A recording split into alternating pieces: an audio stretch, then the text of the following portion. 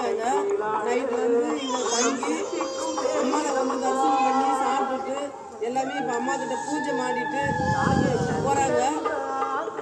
இவ்வளோ வரவங்க எல்லாருமே இந்த ராஜகாளியம்மனை தேடி வரவங்க அத்தனை பேரும் அவங்க கஷ்டம் துன்பம் இல்லாமல் நல்ல முறையாக 3 வருஷம் சந்தோஷமாக வாழணும்.